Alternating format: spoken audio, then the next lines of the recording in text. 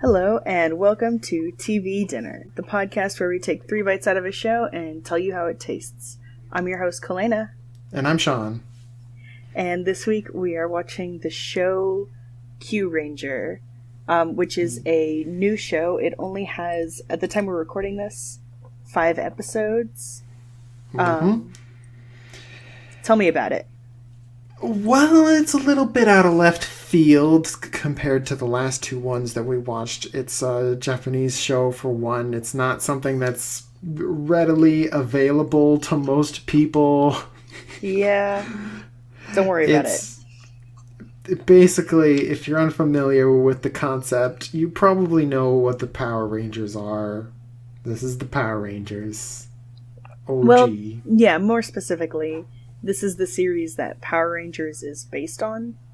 And so the most recent Power Rangers before Ninja Storm was Dino Charge. And that was based off of a series that came out 2 years before that one. What was that one called? Kyuranger? Kyuranger. And they're all under the, show title Super Sentai. So Super Sentai is basically the Japanese form of Power Rangers. And then the subtitle. Yeah. Super Sentai, like a Sentai ultimately means team, so they're the super team. Yeah, I mean... Power Rangers is kind of a strange translation because it's not one. No, I mean it's definitely a cooler way to say it, though. Yeah, it's its own weird thing. So Saban is a strange place. A strange person, too. Alright, so what do you know about this one specifically, Kyuranger? And that's Kyu Ranger, not Kyuranger. Well, I suspect that the reference might be a reference... The name might be a reference to Kyuranger, which is ZYU. Mm-hmm. That was the first one we watched? Yeah. And that one, a lot of people thought when the title was announced that there were going to be 10 Rangers. Mm-hmm. And this one basically is 9 Ranger. Because Zhu can also mean 10 and Q can mean 9. But Q can also mean ball, and globes are an important part of this series. Yeah, and from what I've seen of the promotional material, both of those are true. There are 9 Rangers, and they all have, their morphers, or whatever they're called, and in Japanese are ball-shaped. Well, no, they got the wrist things and the little gizmo widgets that ever they just attached to them are little glober things. Yeah, so they morph with ball things. Yeah, those are the MacGuffins. I mean, we've already seen the first episode, but I'm not going to talk about it in this segment. But do you have any feelings about the show before we watch the next few episodes?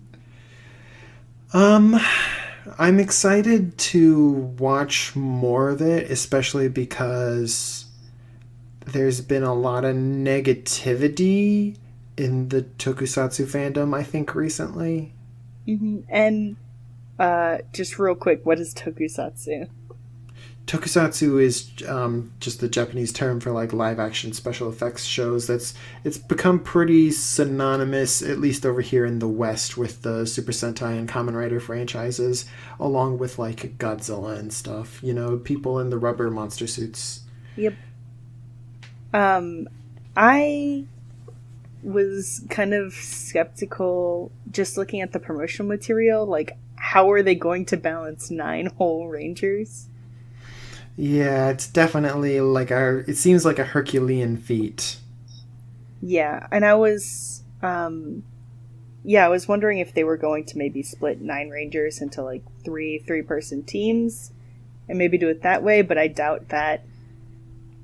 Yeah, it doesn't seem like the Sentai way to split up a team or to split up the cast at all, really. Yeah, but I will say that I really like all of their costumes. Their costumes are really nice. They're definitely a change of pace from most Super Sentai. Usually the costumes are spandex. There was like one year where they were like leather, Mm-hmm. but this one I think is the one that has gone the most individual with the designs and materials. Yeah, yeah. And all of the helmets are like 100% different.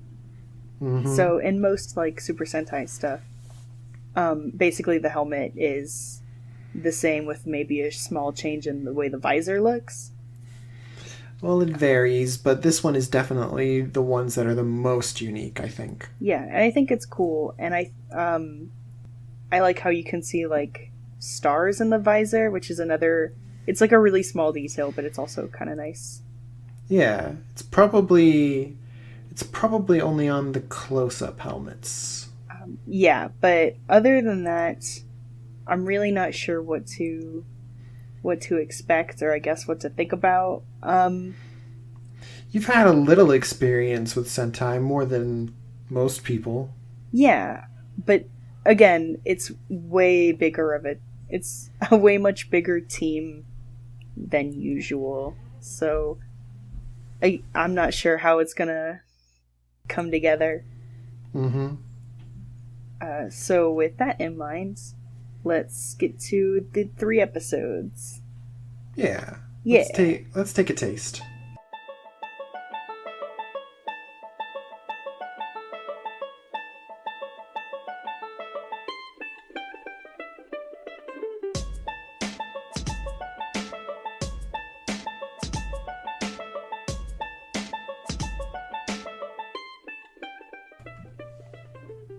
Okay, so how did that taste to you?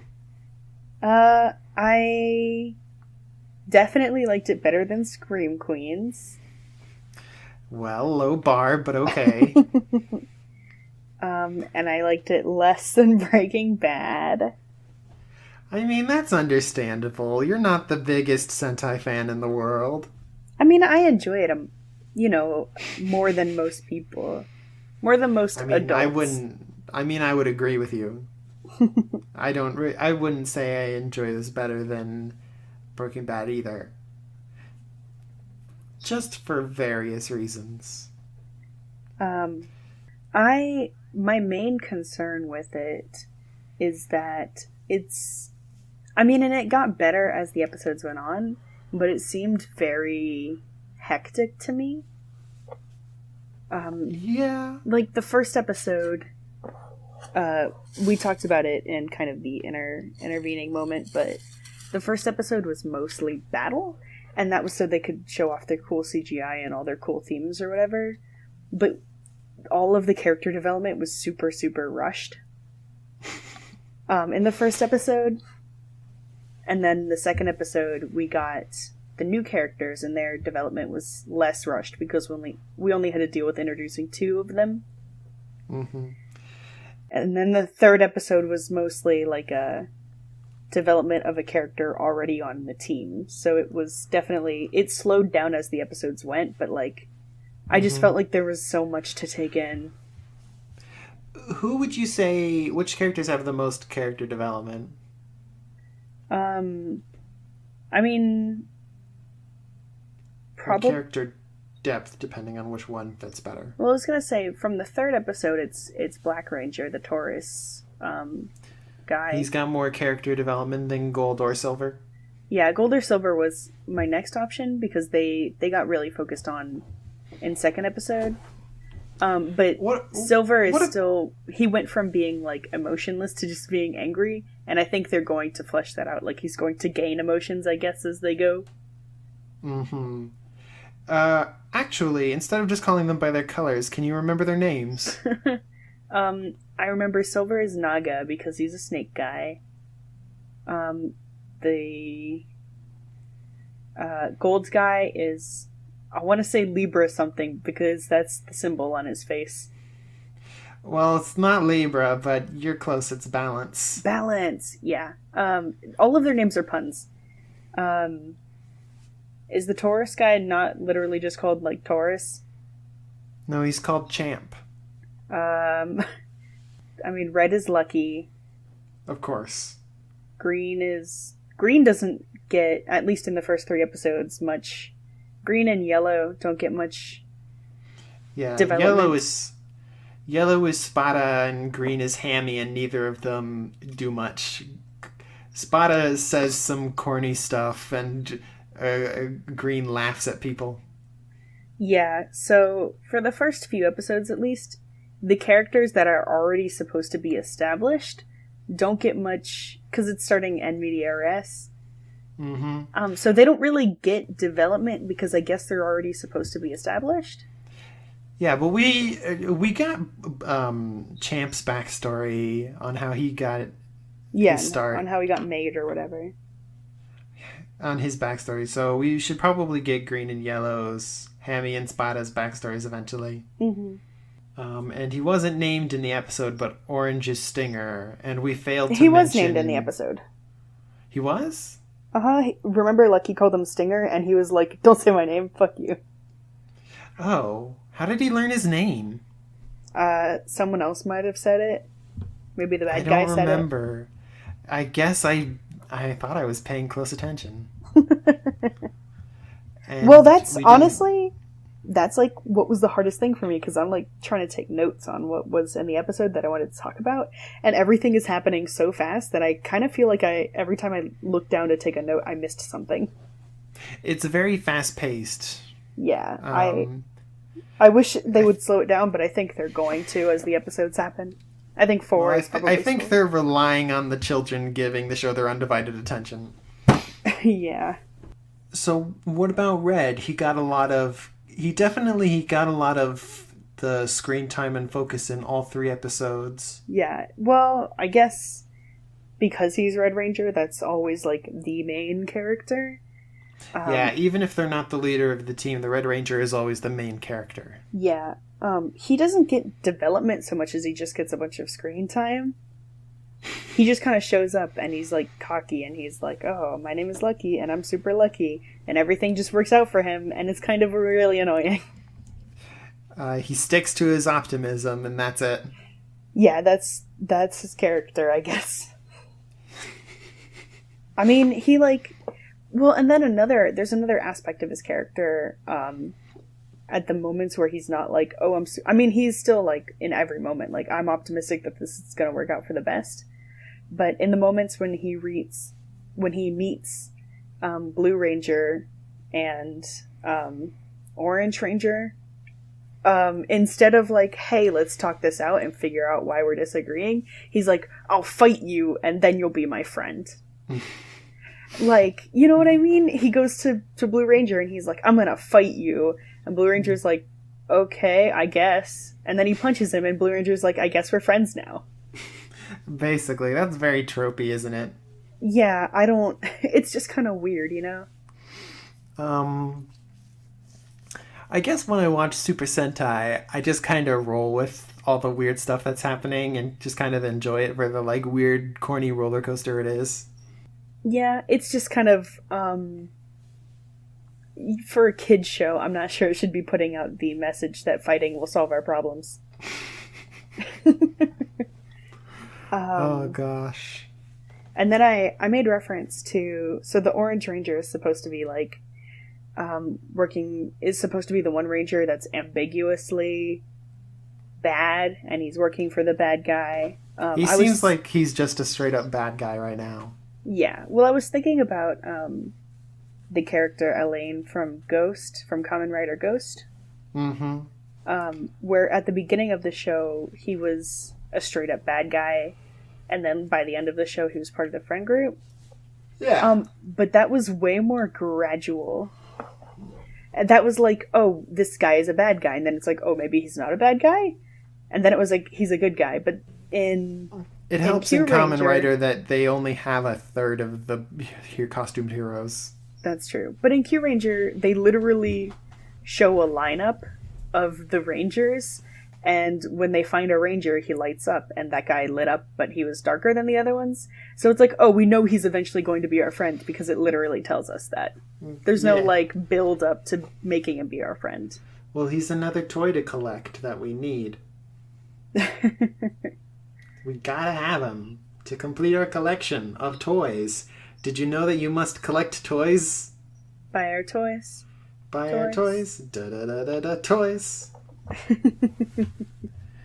That's a refrain from Kyuranger for any of y'all out there curious. Yeah, maybe let's not do inside jokes. Oh, you think? But so what did you like about it, since I have been kind of ragging on it this whole time?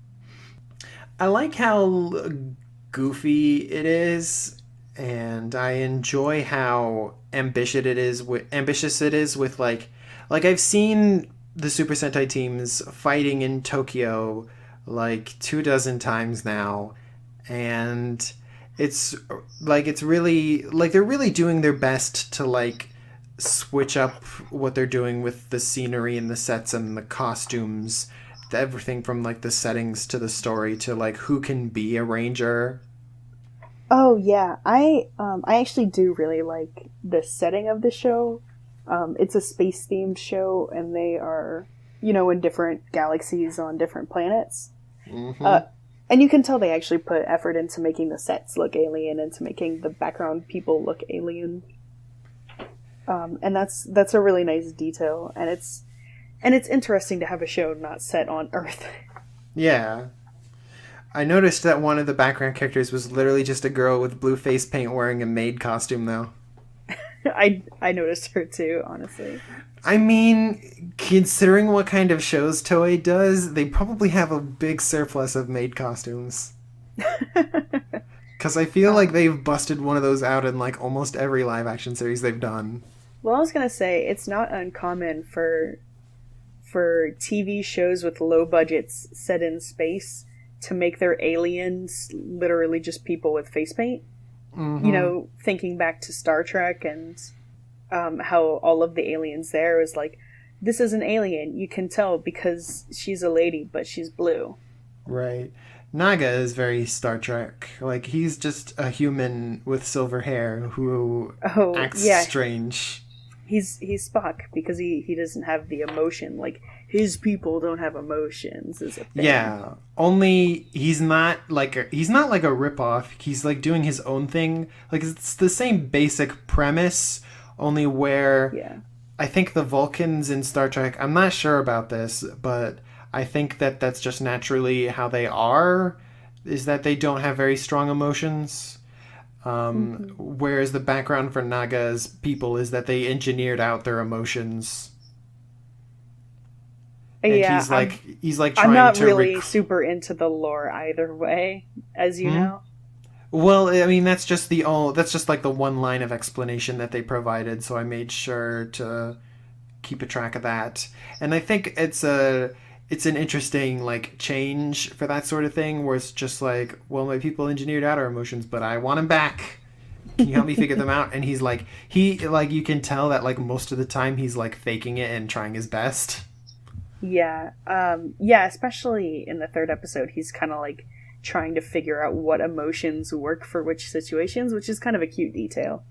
Yeah, it's nice. Like, Balance comes out with his new paint, and he's like way overly surprised, and everyone's like, wrong emotion, dude. You don't need to be shocked. Yeah. So that's kind of a cute, like, characterizing detail that they do. Mm-hmm. And there is only one moment so far in these 3 episodes where I enjoyed Lucky. Yeah. And that was when he was talking to Naga about, like, what friendship is. Oh, yeah. That was his best moment. Yeah, so most of the time Lucky is, like, way overly optimistic, and he's super annoying because he's like, everything's gonna work out for me all the time because I'm lucky and I'm lucky. But that part, he's, like, actually being helpful and not just saying it's gonna work out. Right. He's, like, actually offering something that, like, resembles good advice. Yeah. That was also the episode that had the scene where he was like, wait, it's not gonna work out? Yeah, but it did work out. But it did work out, but it was funny to see him despair for a moment. Oh no! So we have our ranger breakdown so far of the 9 rangers is that we have 3 straight up humans in red, green, and yellow. We have 3 pseudo robots in gold, black, and pink, although they're all different flavors of robot. Yeah. Silver and orange are really basically humans, but with this one trait that makes them alien. Yeah, they're aliens, but like the the easy costume aliens. And blue is a fursuit. So that's a lot. That's a large alien to human ratio. Yeah, Especially they're probably taking what they learned from Zyuohger, the last series, yeah. since they had like a lot of main characters who were also like fursuit characters. Yeah, well, I was gonna say, it's a lot like Kyuranger, and I think um, they kind of learned that people like those non-human characters. That it's more interesting to make them that way. Yeah, maybe that's So what influenced this. so I think they kind of took a chance at it, and like I said, I enjoy the diversity of setting and the diversity of Yeah, because these rangers, like all of the robots are straight up costumes, and none of the alien characters like transform into a human form. yeah, and that was another thing with Zyuohger. You can tell that they were making it easy on themselves because it's like, oh, well, we're in the human world, we gotta look like humans. Mm-hmm. So they just kind of took their voice actors and Yeah, I'm not trying to rag on Zyuohger. I'm just saying that Kyuranger is pushing the envelope in a lot of ways all at once. oh no, that's yeah. That I wasn't trying to rag on it either, but I was saying it was kind of obvious that they were trying to Mm-hmm. make it easier on themselves, not having to be in suits every episode. Yeah. Um, Um, but Q Ranger is definitely kind of trying to try yeah. out new things, Yeah. which is nice. The only not so great thing about the team lineup is that out of like 9 Rangers, only 2 of them are girls. Yeah, that's I Like would say it's a low ratio, but a lot of Ranger groups only have one girl out of like five or six. well, mostly the old ones. Almost none of the new ones only have one girl, and that's usually the weird ones. The ones you don't like. Maybe. Um, yeah, it's well. I was thinking about when slash if they're going to adapt it into a Power Rangers series. Um, If they're gonna put more girls in. yeah, because so in the original Power Rangers, like the very first Power Rangers series that was adapted from Ranger, they took one of the male characters and just made it a female character. So Trini's character in the Japanese was a boy, and they just kind of made her the Yellow Ranger. Yeah, a boy named Boy. Yeah, his name was literally Boy. Kind of Um, ironic, but I but they don't but they think. kind of made that into a female character, and I was wondering if they might do that. I feel like since there's precedent for it in the past that they should do it, but from like it seems like they don't want to do that anymore because they haven't done that in a long time since I Um, think Wild Force was the last time they did that, but and that was I feel like in this series it would be really easy to do it. So like the robots, like you could make Balance into a girl pretty easily because it's a robot. You I know? honestly I don't know what goes on in those crazy people's heads.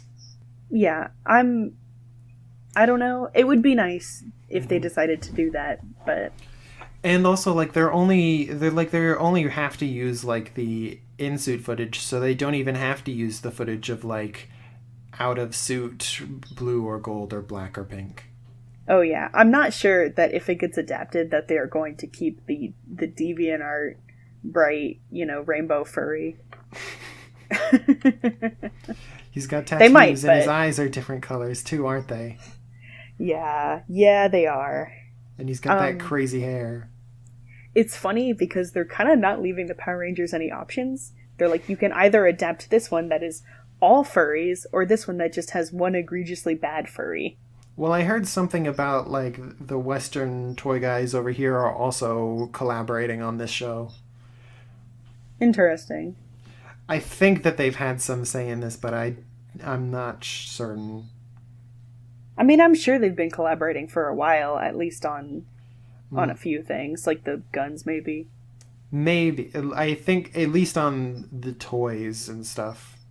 Mm-hmm. So who knows? I think it could be indicative of some. It could be. I think it could be good evidence that they're going to adapt this series, but I don't know. Um, I'd say I believe it. But considering that for like Dino Charge, they didn't bother to make any of the Rangers and like change their gender, and that one was pretty much just as bad. Yeah, that was. You like Dino Charge a lot, though. I like the character writing, even if I like the character writing, And there were and I still. like the diversity of the cast, even if there isn't a lot of balance in the sexes. I mean, there were still two female Power Rangers, and there were fewer Power Rangers overall in that one. So this one is kind of. Am I wrong? Well, no, because like the series started out with the 5 Rangers and only one of them was the girl, and then as the extra Rangers joined up and we got our like second girl Ranger at the end of the first season, and she didn't get to do a lot in the second season. Ah, okay. Like, I just mean Ranger stuff. Like, she was still always an important character from episode 1, but she didn't get her powers until the end of season 1, and she didn't get to do a lot of stuff with her powers. Mm-hmm. I don't think that the show did anything like explicitly offensive. I just feel like it didn't fully utilize what they had. Yeah. That's probably fair. And this one is starting off with that many Rangers. I honestly, so a lot of, tropes from Super Sentai and Power Ranger is that like, oh, we think we have the whole Ranger cast, and then another one kind of comes out out of nowhere. I'm scared that that's gonna happen, even though that happens in almost every series. Because there are already so many. Well, spoiler alert. Yeah, I know. It happens. It was obviously gonna happen. Yeah, so we're gonna have a 10th and an 11th Ranger is what we know so far. So that was in the 3rd episode of Kyuranger. They had to incapacitate the majority of their team so that it would be, less ridiculous. Because they were fighting one guy, and it was like, oh, they could easily overwhelm him. We're just going to make him use poison or whatever to incapacitate the majority of them, so we don't have to deal with that. There are plenty of writing tricks that they can do to get around having to have the whole cast involved in the episode's plot. Whether it's them, like, in episode 2, all the Rangers getting involved in a fight while Red deals with the plot. If you have to remove the most of your characters for the plot, why have that many characters in the first place? I think that they just think that, like, because they have 50 episodes, they have enough time to, like, cover everyone adequately. Whatever the definition of adequately is. So I also wanted to talk about the guy who, in the 3rd episode, is revealed as kind of the leaders of the Kyurangers, who I wrote down. I don't know his name, but I wrote him down as Silly Dragon Man. Silly Dragon Man. Because I don't remember what his name was. It was, it was something like Zhao. It was like it seemed like a Chinese name to me. Yeah, Silly Dragon Man is what I got. It was something it was something like Xiao something Bao. That sounds about right. So, well, tell me your opinion on him. He's just kind of a goof. He does nothing. He showed up to bring toys. Yay. Yeah. He hasn't done anything yet. I mean, he's just there to... his gags were, for me, not personally funny, but who knows? Maybe someone else out there likes them. It's funny to me because he seems like a character that would be added in a show for levity, but the show is already not that serious in the first place, so it's kind of like they added levity that they didn't need. Well, maybe they added him in episode 3 because episode 3 was particularly serious. Yeah, but like also whenever people were trying to be serious and be like, oh shit, everyone's gonna die, he's like, Let's not worry about that because I'm the comical character. Well, it's not like he said, let's not worry about it. He just kept going on He just about didn't that. worry about it. Yeah, he just ignored it. Which is pretty bad. So, we know that episode 4 is going to be the Pink Ranger's introduction. Maybe you'll like that episode. I'm definitely going to watch it right after this. When do you... I might watch it because, I'm a sucker for Girl Rangers. I'm just... From these 3 episodes, I'm not super into it. And that's like... The reason we do this podcast is 3 episodes is my rule. If I don't like it after 3 episodes, then I'm probably not going to like the rest of the series. Which is... I'm just gonna say, not that it's, super relevant right now, I gave Supernatural 11 episodes and it still disappointed me every time. Every episode? Every episode. Yeah, sorry people, we won't be doing Supernatural as an episode. How many we seasons both already did watched I watch? it. You watched a lot. I watched at least 4.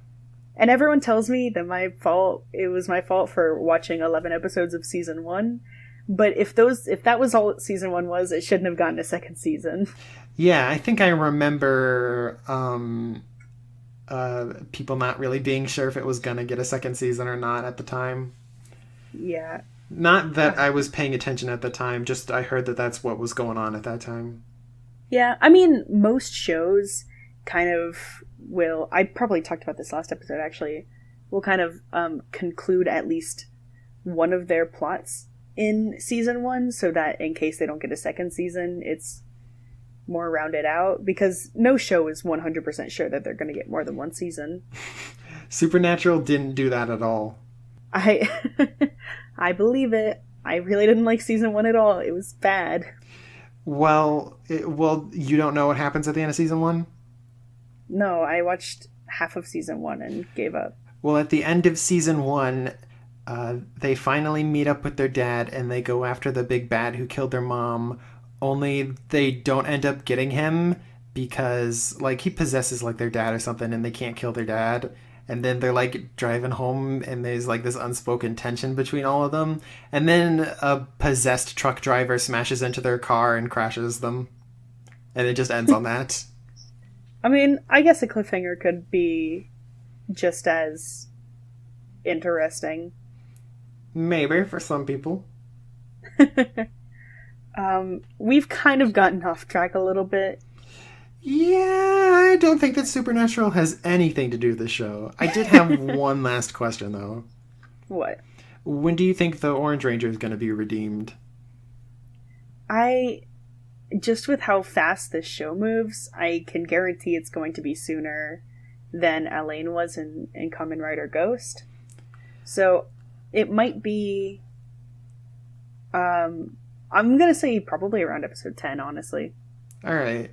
Well, I'll make a note of that, and next episode I'll tell you what it turns out to be. If depending on when I find out, because I'm definitely going to be following this show. Well, I was going to say, if it happens in episode 10, we won't know next episode, because that's only next week. Yeah, I slipped up. I kind of revealed how I think it's going to go down. You think it's going to happen next episode?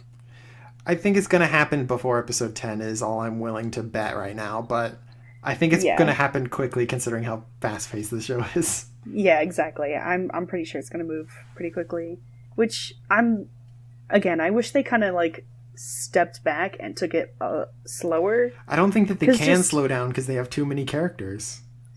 It's not even the characters, though. It's the plot and everything is just moving incredibly fast, but I don't think we're getting much overhead plot. It's mostly just we're getting a bunch of small plots kind of crammed as quickly as they can into each episode. Well, episode 1... But maybe it'll slow down once they get to the main plot. So I'm not going to give this show a hard, not recommend or won't watch again. I probably will watch it again because you're a huge nerd and we like to watch these together. Whether or not they're bad. We've definitely watched worse shows together. Let's just put it that way. Yeah. But as far as recommending a toku show to somebody, this would not be one of them. If someone was like, hey, what toku shows should I watch? I wouldn't have them watch this. I would have them watch Kamen Rider Ghost. Alright. Do you have any final things to say? You're more optimistic than I am, so...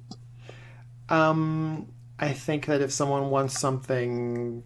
I wouldn't recommend this for somebody as their first Super Sentai series, but for anybody out there who's watched Super Sentai before and maybe they don't watch it that often, like if you're looking for something that's definitely weird even by Super Sentai standards, then check this out, because it's at least fun to watch. And like, if you're mostly into Super Sentai just for watching those crazy action scenes and seeing those wild costumes, then yeah, this one's definitely for you. Oh yeah, and it's always fun to watch a show as it's updating, so then you don't have to worry about kind of watching the whole series in one go. You can just kind of like go at it one episode at a time and drop out whenever you feel like you're not interested anymore. Yeah. So I think that's a pretty definitive review. All right. Well, my host. Wow, my host. My host. We don't really have a closer, do we? Yeah. Okay, how about this? If you had to describe the show with like one word, a taste word, what would you describe it as? Kyuranger? Yeah, because I would describe Breaking Bad as... that one's difficult, but I would describe Scream Queens as sour, and I would describe this as gamey. Gamey. Yeah. Well, Breaking Bad is definite. If we're going for like the 5 flavors, Breaking Bad is savory because it's kind of got a lot of... Yeah. It's got a lot of meat, a lot of plot. Savory is definitely the right word for Breaking Bad. Scream Queens is sour, and this show is sweet because little kids will definitely like it, and it's a lot. And it might be bad for you. It's something that is very, very sweet. All right, sweet is nice. I think I'm gonna stick with mine of gamey though. Gamey. It just strikes me as right for some reason. You know what else is gamey? What? Kamen Rider X-Aid. X-Aid is gamey. That's me snapping. Oh. Because it's about video games. Oh. Damn. That was a good pun. I thought you were just bashing the show. You're stupid. Oh, I'm bad. I'm stupid. Anyway, once again, I'm your host, Kalena. I'm Sean. And this show was gamey. No, this show is sweet. That one makes more sense. Okay, bye. I'm bad at outros.